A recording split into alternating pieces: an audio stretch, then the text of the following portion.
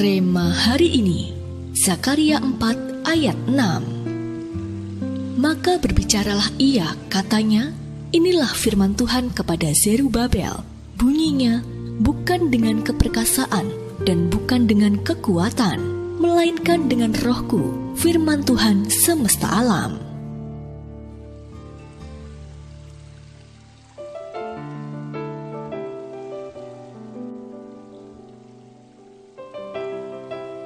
Lee Patrick Strobel dahulunya adalah seorang wartawan ateis.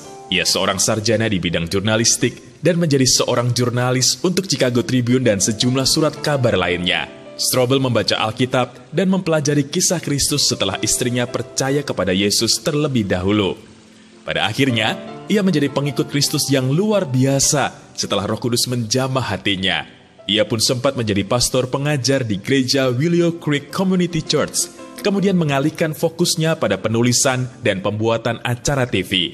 Pada tahun 2007, Strobel mendapat penghargaan Doktor Kehormatan oleh Southern Evangelical Seminary atas kontribusinya pada apologetika Kristen dalam menulis sejumlah buku dan 4 diantaranya mendapat hadiah ECPE Christian Book Award. Kisah Strobel memiliki kesamaan dengan kisah tokoh dalam Alkitab, yaitu Yakub.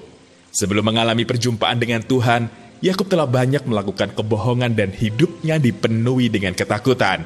Namun setelah ia berjumpa dengan Tuhan dan namanya diubah menjadi Israel, secara otomatis kehidupannya mengalami perubahan.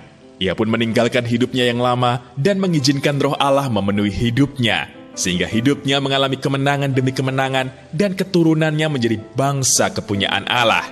Tidak secara kebetulan juga jika Rema gereja kita tahun ini adalah tahun Roh Kudus. Ini merupakan sebuah kesempatan yang luar biasa yang Tuhan janjikan kepada kita untuk dapat hidup dalam pimpinan Roh Kudus. Hidup kita sepenuhnya akan dalam tuntunan dan pimpinan Roh Kudus, sehingga setiap hari kita akan mengalami kemenangan demi kemenangan. Oleh karena itu, beranilah untuk meninggalkan hidup lama kita yang sia-sia, serta mulai melangkah untuk menyingkirkan segala yang kotor dalam hati kita.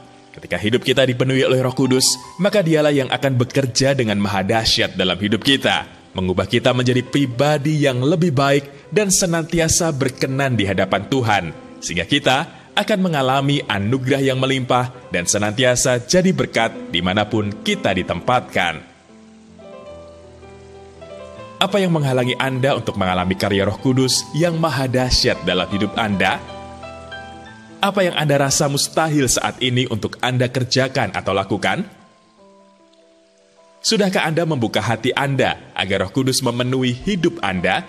Langkah apa yang akan Anda ambil?